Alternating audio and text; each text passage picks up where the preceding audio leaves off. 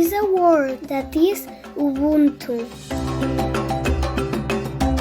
A word that captures the essence of human relationships.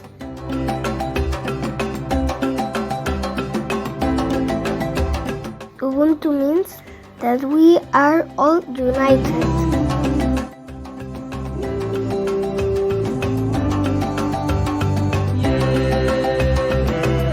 It is a way that is invisible to the eyes, meaning we are all allies. It's trusting and collaborating, supporting and sharing our essence.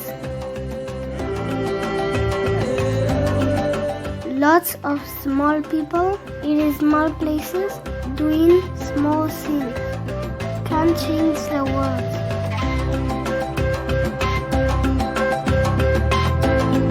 ¡Ubuntu!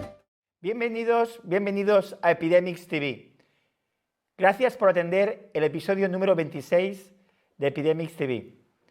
Empezamos hoy una serie de capítulos que abordarán cómo África puede aportar y contribuir en la lucha contra la COVID-19. Hoy entrevistaremos al doctor Eduardo Celades, que nos va a explicar qué podemos aprender de Mozambique en la lucha contra la COVID-19. Antes de continuar con la diseminación de información y actualización de los datos en diferentes regiones, ahí va un vídeo de la CNN explicando el director del CDC africano por qué la baja mortalidad en el continente africano. And now David McKenzie spoke to the head of the CDC in Africa. He said the relatively low death toll on the continent is thanks to the drastic measures taken early on. So I think it's a lesson to be learned from the continent that those predictions were not based on any solid assumption. They were based on historical understanding of the continent, which is flawed, as we are seeing in this current pandemic. We have seen modeling that indicated that by this time about 40 million people will be infected in Africa with 200,000 deaths. We haven't seen that. But the reasons are just obvious. One was the early leadership that the continent took to coordinate the efforts and really at the level of each individual state to take drastic measures. If you recall, many countries in Africa are still under lockdown. We are beginning to see that curves are bending nicely, and we've seen a sustained 10 to 12% decrease overall on the continent over the last couple of weeks. I think that is good. We are not yet at the point to celebrate. We are not complacent at all, but we need to acknowledge that progress, remarkable progress that has been achieved. There is still a lack of testing on the continent and a perception of a lack of data to really understand how this disease is affecting various countries. Is there just a hidden pandemic that is not seen? Are there people dying that we don't know about across the African continent on a large scale? Absolutely not. What is critical, actually, David, is that the rate of the level of asymptomatic, the proportion of individuals that have been infected and they are not falling sick in the continent is very high. It's above 80%. And I think that is very, very important. So that means that we are not seeing people dying off in mass numbers as it was predicted. I think that is a very good news. And this is informed based on data. Why do you think some people find that hard to believe, even if the data backs it up? I can understand that because of the massiveness of what we are seeing in the West, in Europe and the United States. We should also remember that our population structure is very different from what people are seeing in the US and also Europe. More than 70% of our population is less than 30 years. Median age is actually around 17 to 18 years, and I think that is really an important factor to put into the equation and in our understanding of the levels of death in the United States or Europe versus Africa. I think that is my assumption is that many more people will be infected in Africa, but the deaths will continue to be relatively low. El vídeo nos ha dado unas claves iniciales del porqué de la baja mortalidad. Pero todo esto lo vamos a discutir con posterioridad con el doctor Eduardo Celades. Ahora hagamos un repaso a la situación epidemiológica del continente africano. Como podéis ver, África es una región que ha destacado en los últimos meses y desde el principio de la pandemia como una región donde la pandemia no ha afectado de forma importante. En esta gráfica, África es el color azul. Como podéis ver, el número de casos y el número de muertes es ínfimo en comparación con el continente europeo y el continente de las Américas. Durante los últimos días, el número de casos en el continente ha continuado en vía descendente y, como podéis ver, el color claro significa un número de casos menor a 100 casos por millón de habitantes. Si lo comparamos, por ejemplo, como en el caso de España o de Francia, con los más de 500 casos por millón de habitantes de estos dos países, podemos decir que Mozambique, por ejemplo, se encuentra en una situación muy buena en comparación con estos países europeos. En los últimos 7 días, África ha continuado la disminución de casos por habitante, de casos detectados, y además el global de la aportación de casos solo es un 1% de los casos totales en el planeta. Si además hacemos un overview de toda la pandemia, vemos que el 4% de casos reportados solo el 4% de casos reportados pertenece a África. La tendencia en África continúa descendiendo durante las últimas 7 semanas. Ha habido un descenso de 7% en el número de casos y un descenso del 14% en nuevas muertes. La verdad es que, en todo caso, algunos países son la excepción. Sudáfrica continúa con un número alto de casos reportados, así como Etiopía, Uganda, Algeria y la misma Mozambique. Es cierto que Mozambique ha aumentado el número de casos durante las últimas semanas, pero incluso con este aumento, a nivel relativo, el número de casos es todavía inferior que en muchos otros territorios a nivel mundial. Si vemos esta gráfica, podemos comparar a España con Mozambique. Tenemos una población de 28 millones de habitantes por los 46 millones que tenemos en España. Y como veis, tenemos unos 273 casos por 100.000 habitantes en Mozambique y 15.324 casos por 100.000 habitantes a nivel español. Si hablamos también del número de muertes, podemos ver que en toda la pandemia Mozambique no llega a los 60 casos versus los 31.232 casos reportados a nivel oficial. Pero como todos sabemos, seguramente este número de casos, de muertes, es mucho más alto y puede llegar a las 50.000 casos. Comentar que en estos momentos el número de test por 1.000 personas está en Mozambique a nivel de un 4,3 test por 1.000 personas y en el caso español de 205 test por 1.000 personas. Como comentará posteriormente el doctor Eduardo Celades, en estos momentos esta nueva curva ascendente de Mozambique puede presagiar tal vez una necesidad de aumentar el número de test y de estar atentos a esta posible segunda ola en Mozambique, en la cual todavía no ha entrado, como sí que parece que lo haya hecho España hace tiempo. Todos estos datos, como puede ser de otra manera, provienen de fuentes oficiales, tanto de la OMS como de All World in Data. Y continuamos con una serie de vídeos que nos pondrán en contexto en qué pensábamos que pasaría en África durante los meses de marzo y abril. I have 3 main messages that I would like to pass. The first one is that we need to be ready for the worst case scenario. The second one would be that we need support, and we need your support and support from other countries. And the third one is that we need to do this together. And I will explain these 3 messages that I had. The first one is like, despite the epidemic is starting here, and despite that there are many things that we don't know, like what's going to happen in a warm country, or what's going to happen in a country with many young people, 65% of the population is young, or what's going to happen in a country that we did an early lockdown. So we are taking the appropriate measures very early. But however, here in Mozambique, we have more than 1 million people with HIV. This is the third country in the world with more incidence of TB. We have like a lot of malaria cases. We have malnutrition. 42% of children under 5 are standing. They have standing. So we need to be ready for the worst case scenario. The second message is like, we need some support. If a country like Spain or Italy or now the US, they are struggling to fight this epidemic, what's going to happen to a country like Mozambique? We have only 22 ventilators in the country. We have like less than 500 beds, isolation units, isolation beds. We have only 6,000 nurses, a very weak health system. So there's a lot of willingness to fight, and people are already working 24/7, people at the Ministry of Health. But we can do this alone. And this is my third message.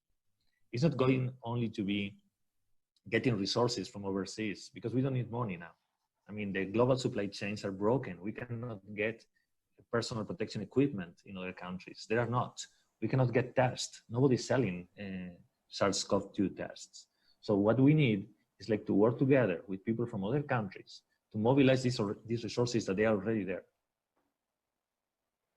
Esto era el doctor Eduardo Celades en el mes de abril, cuando nos dio 3 mensajes claves de colaboración, de ayuda y de posible gran pandemia en Mozambique en este caso, y de un mensaje de atención muy importante porque parecía que la pandemia afectaría muy gravemente a estos países africanos. Afortunadamente estos meses la situación ha cambiado mucho y más tarde el doctor Eduardo Celades nos contará la situación actual. Antes de ir hacia por él, vamos a repasar también otro vídeo donde la doctora Aïssatou Touré nos explicaba exactamente la situación en África francófona. Certains ont déjà été énoncés. C'est d'abord le fait de pouvoir avoir un accès de tous les patients et pas uniquement des patients COVID au système de santé. Donc ça, c'est un enjeu. Voilà. Et pour cela, évidemment, nous avons certes des moyens limités. Le personnel, il est concentré sur cette maladie-là. Mais en même temps, bon, nous avons abordé une approche qui jusque-là est de mettre en place des centres de traitement de l'épidémie qui soient spécifiques, comme expliqué, et des hôpitaux qui soient spécifiques. Mais le souci est que, certes, mais si le personnel de santé n'est pas disponible pour les autres parce que il est un petit peu orienté vers la gestion de l'épidémie, vous risquez d'avoir besoin du système et de ne pas pouvoir y acceder. La doctora Touré hacía referencia específicamente a la adaptación de los posibles servicios o la no adaptación en su caso, porque había una gran preocupación por el motivo de que muchos sanitarios serían utilizados exclusivamente para la COVID y las patologías crónicas, las patologías olvidadas no serían atendidas. Hablaremos de esto también con posterioridad. Y finalmente, el doctor Quique Bassat nos dio con la clave posible sobre el futuro de la pandemia en África. Vamos a escucharlo. We have one single advantage, which is the direction of the epidemic. Normally and traditionally, we've been used to having outbreaks or epidemics starting in low-income countries or in Africa and then slowly menacing to come to our settings. And here we have, it's the other way around. Things have started in China, of course, and then quickly went into Europe and into the US, and now it's the moment when they are arriving to Africa. So we need to benefit from this strange situation in the sense of bringing all the knowledge that we're able to generate in Western countries immediately to the poorest settings, while there is still time to do things. Doctor Eduardo Celades, ¿cómo estás?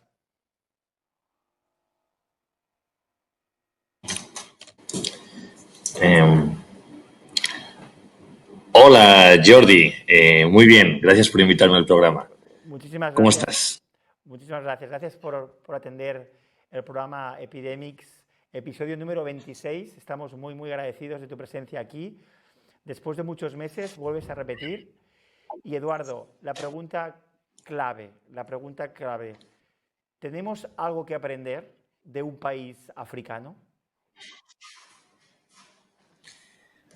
Hombre, muy buena pregunta para empezar. Yo creo que sí, yo creo que siempre tenemos algo que aprender unos de otros. Pero Jordi, me quedo un poco con los vídeos que acabamos de ver de lo que opinábamos en abril o de cómo veíamos las cosas en abril, que parece una eternidad, y de lo poco que sabíamos y de cómo nuestra visión ha ido cambiando. O sea, escuchándonos a Quique, a Traoré, a mí mismo, lo que decíamos hace 6 meses, lo que son las expectativas, ¿verdad?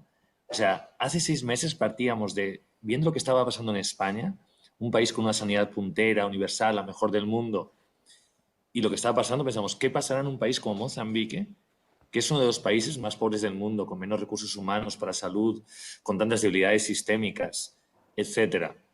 Y el eurocentrismo con el que mirábamos las cosas, el ombliguismo, digamos, con el que mirábamos las cosas.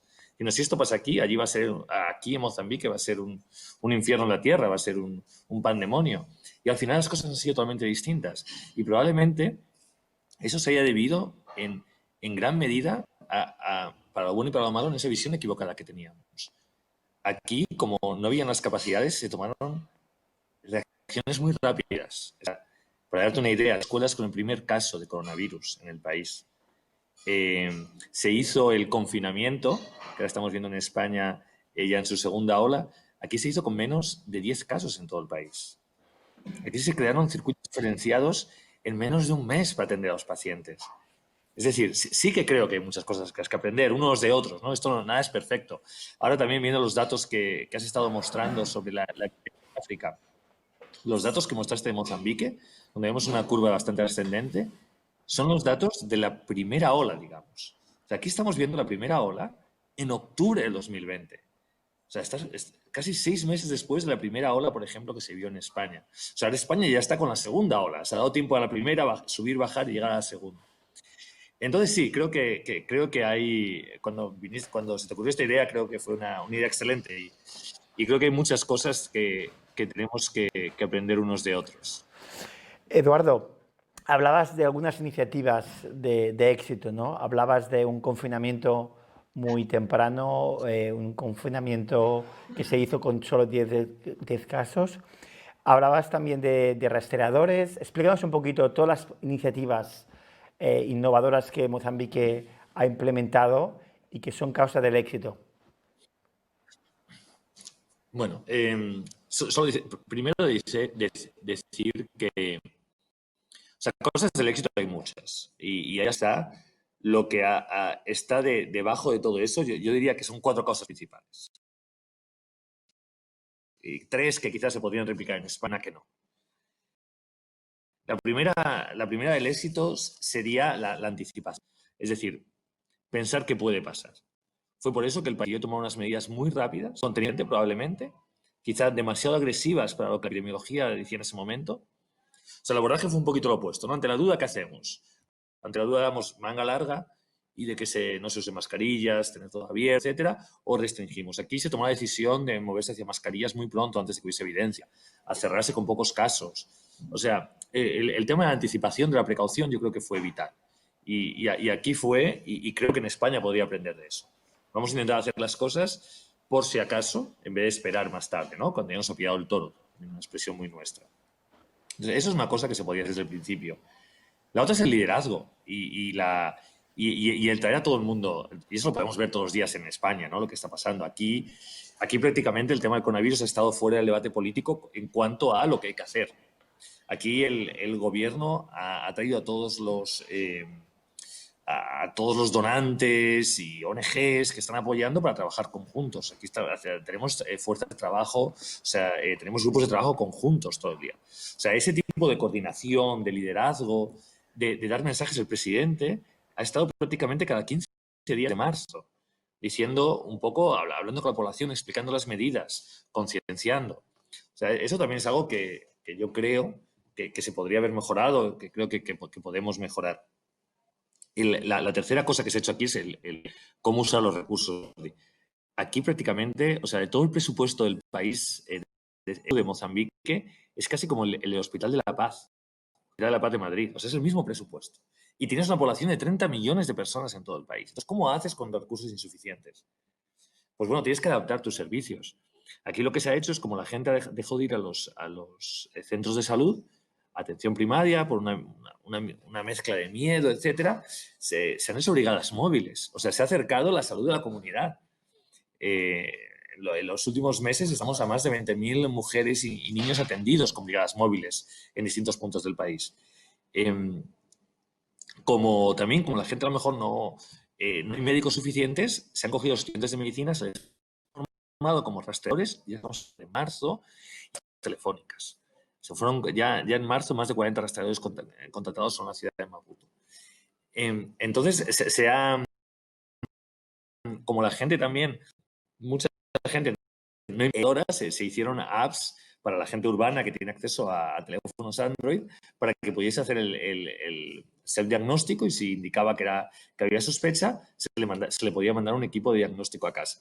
Es decir, se ha buscado de forma original para cómo conseguir con los pocos recursos que se tienen resolver los problemas que tenían.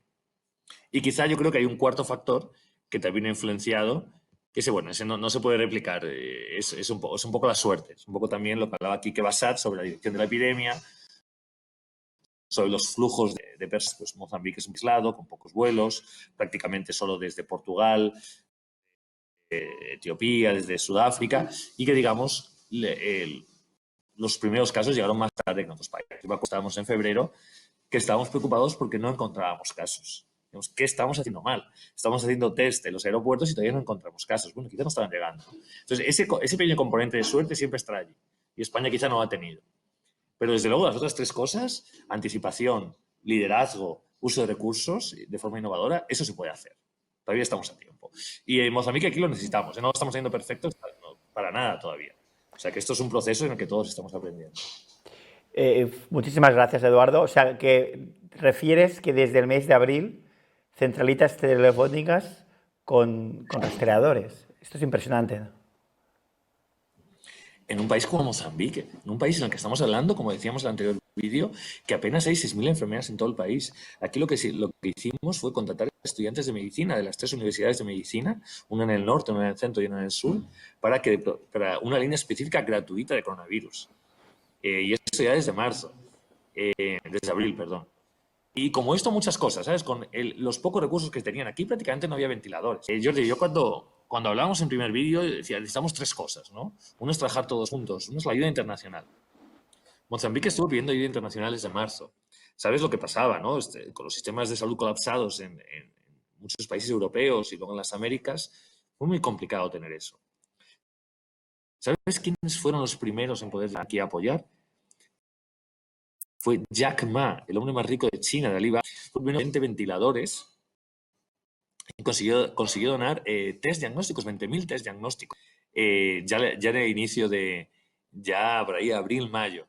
Es decir, el país ha tenido la capacidad de buscar ayuda, de movilizar recursos allí donde menos se les esperaba.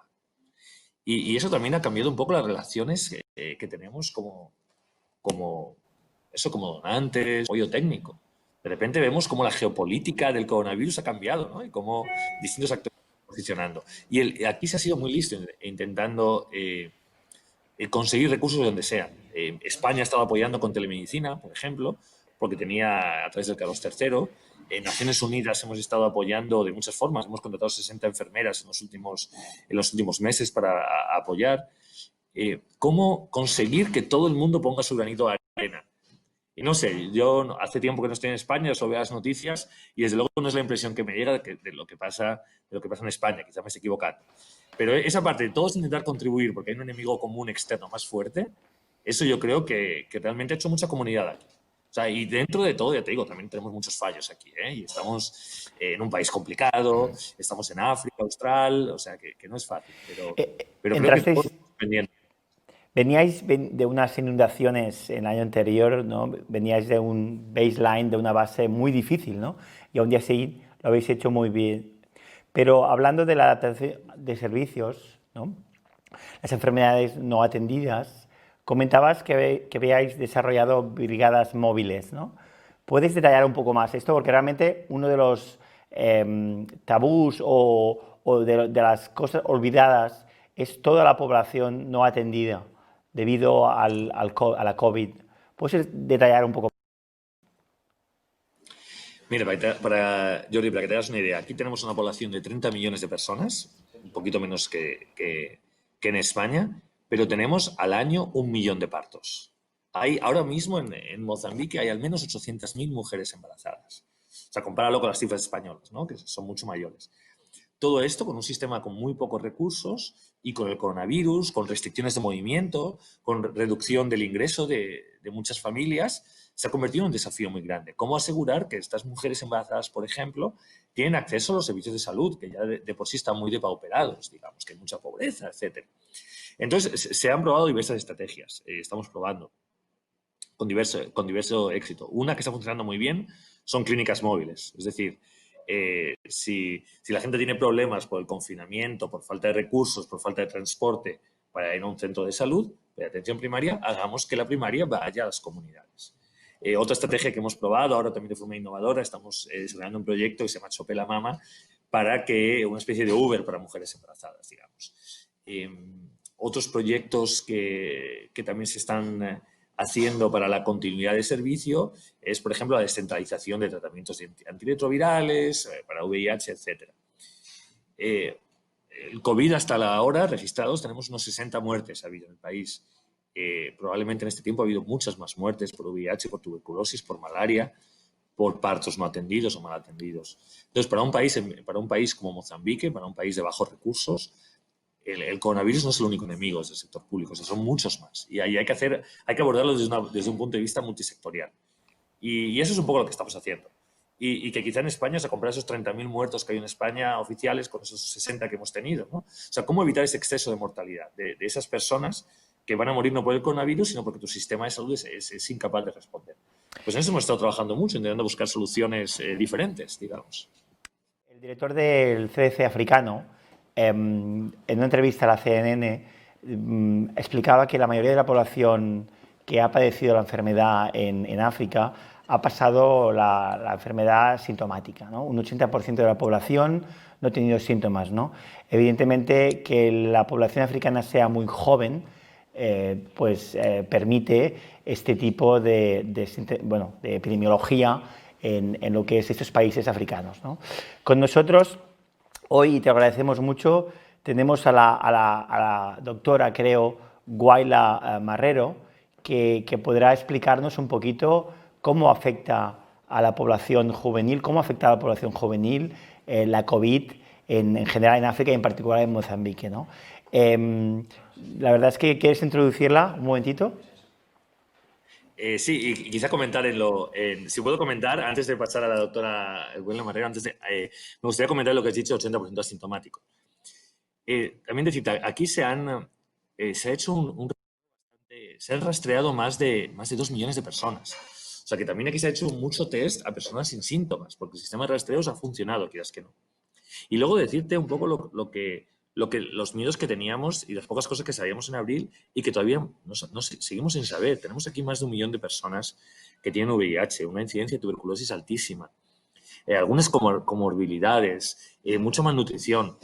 Todo eso todavía no se está viendo. No se está viendo las consecuencias de esas enfermedades de base en la población. ¿Qué va a pasar de aquí en adelante? Sobre todo ahora que están empezando a aumentar los casos en las áreas urbanas del país, no lo sabemos. Pues esto puede acabar siendo un esperpento, puede acabar siendo una situación similar a la que pasó en Ecuador, por pensar en otro país que tiene unas temperaturas altas y otras similitudes con el país, o puede que no. Todavía tenemos muchas incógnitas, Jordi. Y porque tenemos esas incógnitas, voy a introducir aquí a la doctora Guaila Marrero. Por favor, Guaila, que es la jefa de pediatría aquí en la provincia de Inhambane, aquí en Mozambique, y, como dice Jordi, nos va a poder explicar la situación de la infancia aquí en Mozambique.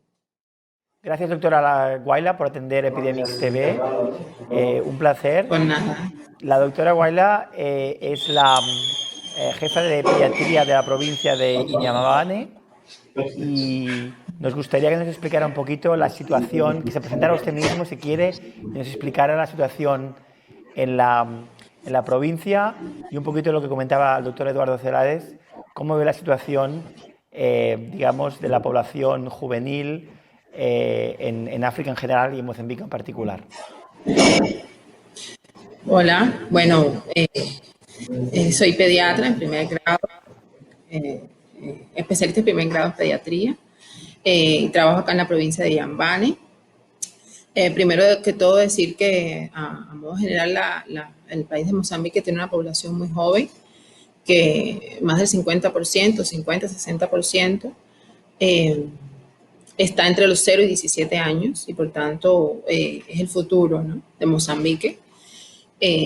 Yo creo que viendo un poco los pronósticos que nos tenían trazados y el comportamiento de la pandemia a nivel mundial, eso fue un estímulo, ¿no?, para el país para comenzar a trabajar de manera temprana en actividades de promoción y prevención de salud, que yo creo que son el pilar fundamental, ¿no?, para el control de las enfermedades. Y así hemos estado haciendo nosotros acá, en la provincia, en el país, pero bueno, en general en la provincia. Hemos estado trabajando a nivel primario con los centros de salud. Tenemos algo muy positivo, tenemos líderes comunitarios, que la población responde muy bien a estos líderes comunitarios y por tanto envolvemos a la población en este trabajo de promoción y prevención de salud. Envolvemos los técnicos de salud, tenemos estudiantes de medicina, estudiantes de enfermería y, como les decía, la propia comunidad. La provincia no ha diferido mucho de comportamiento o en relación con el país, con la edad pediátrica. Hemos visto que en general en las edades pediátricas el COVID ha tenido poca incidencia, ¿no? Hemos tenido pocos números de casos en edades pediátricas y así se ha comportado en el resto del mundo, o sea que no diferimos mucho. Y así mismo ha sido acá en la provincia. Reitero, hemos trabajado mucho a nivel primario con todas estas actividades de prevención y promoción de salud y a nivel secundario también. El sistema de salud se ha organizado muy bien.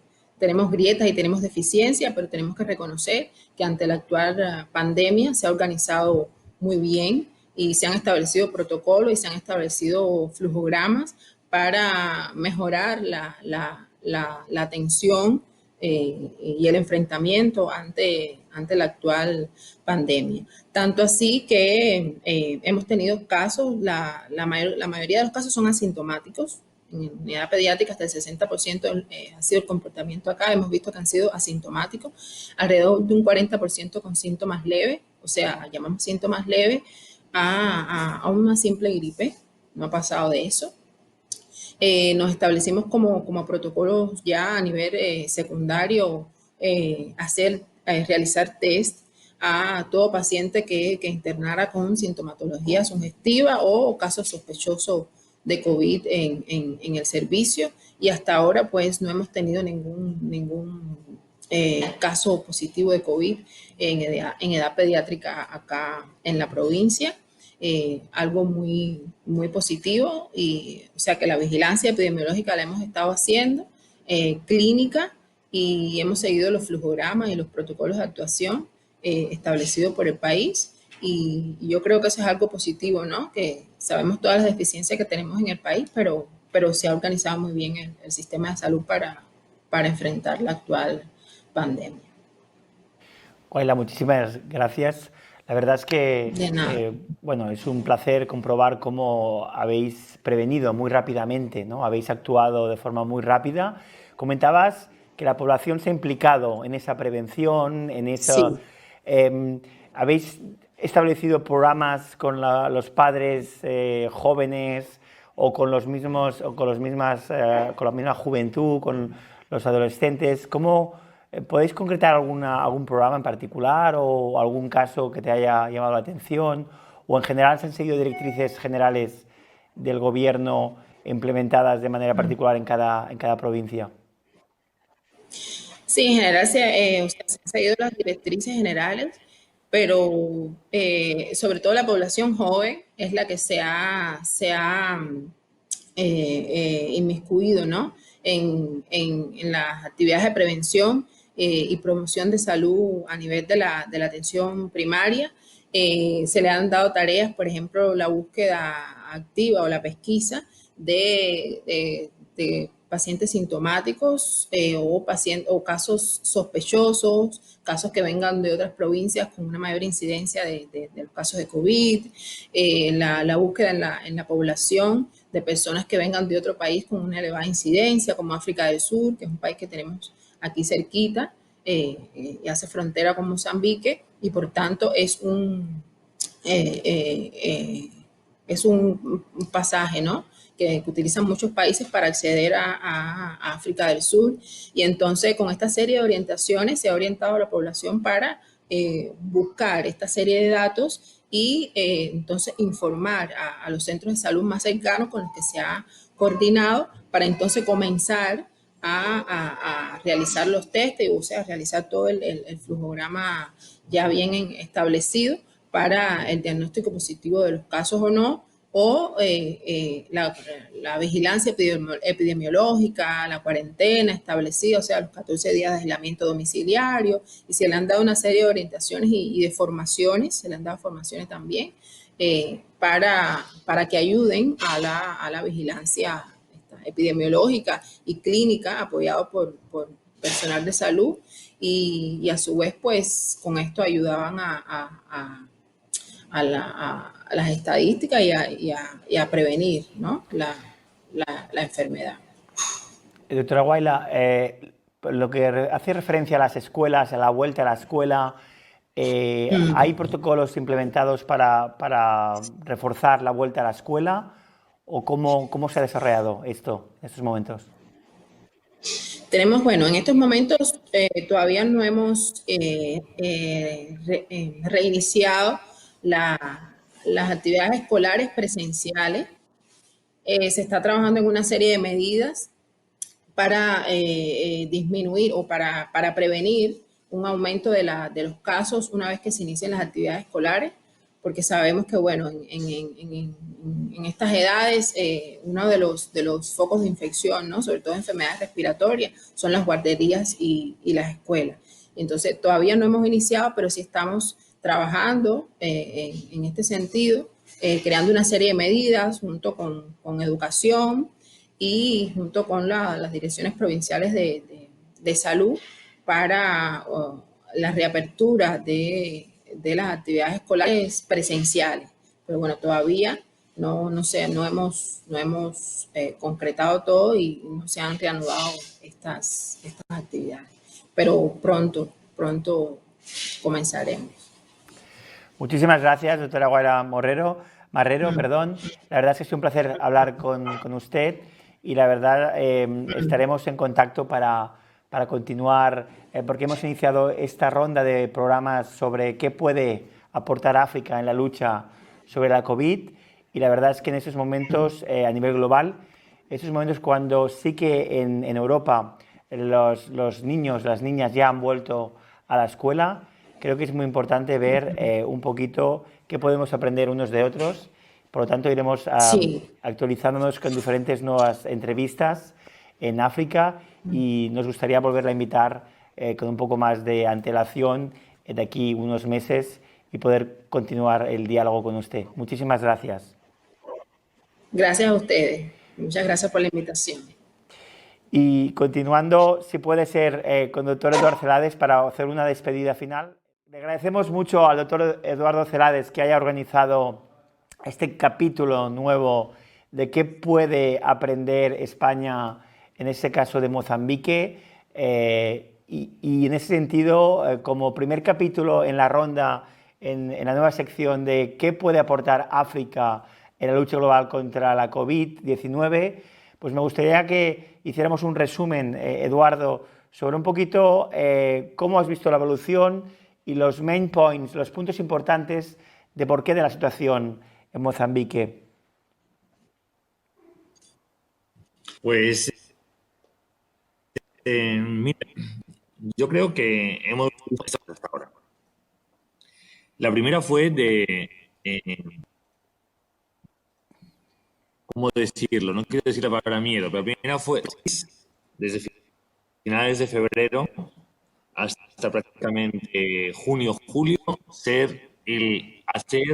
tomar las medidas más precavidas que podía tomar. Ante la duda de cerrar sí o no, cerró. Ante la duda de si tener escuelas abiertas o cerradas, las cerró. Ante la duda de si usar mascarillas o no, las recomendó. Ante la duda de si suspender vuelos internacionales o no, lo suspendió, etcétera. Ante la duda de si abrir camas extras o no, sin saber si las necesitaría, se abrieron 1000 camas extras para coronavirus. Esa fue la primera fase que duró prácticamente como 4 meses. En España nos dio tiempo, en este tiempo, a tener la primera ola, confinamiento y salir de ahí. La segunda fase ha sido la de tensa calma, digamos. Es la que hemos vivido un poco desde junio, finales de junio, julio aquí en Mozambique, hasta septiembre. Poco a poco las medidas se empezaron a relajar. Poco a poco el país se empezó a abrir. Hay que tener en cuenta que estamos en un país con una economía que sufre bastante, que ha sufrido bastante, con mucha gente viviendo bajo el umbral de la pobreza, donde realmente el impacto de esas medidas ha sido muy grave en unos sectores muy amplios de la población. De tal forma que durante los últimos 3-4 meses, junio, septiembre, la situación ha sido de tensa, vamos a ver qué pasa. Y bueno, llegamos a la situación que estamos viendo las últimas 2-3 semanas, que yo lo compararía a una primera ola, digamos, de España a principios de febrero, donde estamos viendo un aumento bastante grande de casos. Estamos en unas tasas de positividad entre el 5 y el 10%, no son demasiado altas. Estamos en unos 200 casos nuevos a la semana, más de 100 en la capital. Las capacidades hospitalarias de los centros para el coronavirus ya están a un 30%. Hemos visto una aceleración bastante, una primera ola. ¿Dónde nos va a llevar esto? Pues, como todo, yo creo que son los mensajes claves que me gustaría transmitir. Como todo, va a depender de las medidas que se tomen. Nosotros sabemos las medidas ante cualquier epidemia son siempre las mismas, las tres T's en inglés. Test, trace, treat, y a veces yo digo technology. Pero bueno, o sea, hacer pruebas diagnósticas, rastrear, tratar o aislar si no sabe cómo tratar. Y finalmente, innovación para cambiar el comportamiento de la gente. Entonces, eso lo sabemos desde antes de febrero. Si el gobierno aquí, si realmente se toman estas medidas, saldremos de la epidemia, igual que España saldrá. Si no, pues veremos cómo empeoran durante los próximos meses. Nadie puede ver el futuro, estamos perdido, pero hablemos que vamos para nosotros. O sea, yo creo que por lo que has explicado, a lo mejor España podría aprender de toda la prevención, ¿no? Hubiera podido aprender de toda la prevención que Mozambique mostró, de toda la, digamos, porque como decía el doctor Quique Bassat, tuvo la oportunidad de aprender, ¿no? de lo que Europa sufrió al principio, y ahora que describes un mini crecimiento en las últimas semanas y que has descrito ese momento como si estuviéramos en febrero en España, tal vez Mozambique también puede aprender cosas de España, ¿no?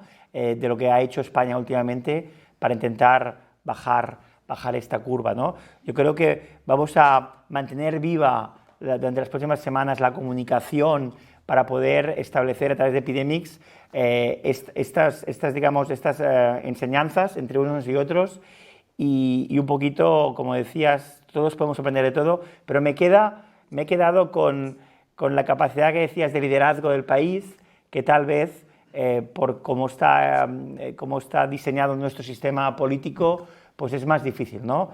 ¿Crees que eso ha sido fundamental a nivel de Mozambique? Jordi, si tengo que resumir, son dos cosas: liderazgo y anticipación y preparación.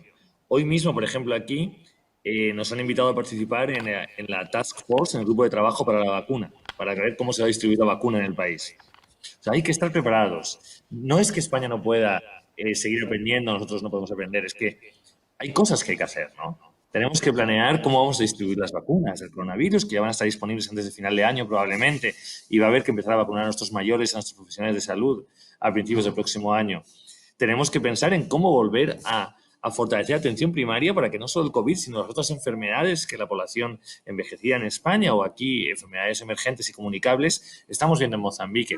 ¿Cómo vamos a responder a esas necesidades? O sea, esto es un continuo de acciones que tenemos que estar haciendo, que si no las hacemos nos va a volver a pillar el toro y haremos la segunda ola y la tercera ola. Y Y va a ser una serie de horas que no acaban, que tienen un coste brutal en cuanto a vidas humanas, en cuanto a vidas perdidas, en cuanto a enfermedad, en cuanto a convalecencias, etcétera. Entonces, bueno, sí, nosotros también miramos yo como español, pues miro muy de cerca lo que está pasando y también intentamos aprender de lo que hacen también en España, que son muchas cosas también, por supuesto. Eduardo, una pregunta. Esto es una cosa conjunta que tenemos que hacer. Una pregunta difícil, ¿no? Porque ¿cuándo crees que podrás volver a España? ¿Cuándo crees que podremos visitar, ¿no? Y reactivar la economía del turismo y en general la comunicación? ¿Cuándo crees? En el caso de Mozambique. Mira, yo te conté que me he apostado con mi mujer un café en la Plaza Mayor de Madrid si la vacuna no está disponible en el mercado antes de diciembre, antes de fin de año, perdón. Quizás soy un optimista, pero eso siempre nos ayuda a seguir mirando hacia adelante. Yo espero pasar la Navidad con mi familia en España, si con suerte la situación está controlada. La verdad que nos encantaría encontrarte en España en Navidad y así lo deseamos, ¿no? La verdad que ha sido un placer compartir contigo esta primera serie de entrevistas de qué puede África aportar en la lucha contra la COVID-19 a nivel global. Te agradecemos muchísimo. Gracias por ser tan concreto, Eduardo, por explicarnos todas las medidas, sobre todo la anticipación de Mozambique y el liderazgo que hablabas hace un momento. Y gracias otra vez. Y estaremos en contacto para continuar explicando qué está pasando en todos los países del mundo. Gracias, Eduardo. Gracias a ti, Jordi, y a todo el equipo de Epidemics TV. Muchas gracias. Gracias, un placer. Doctor Celades.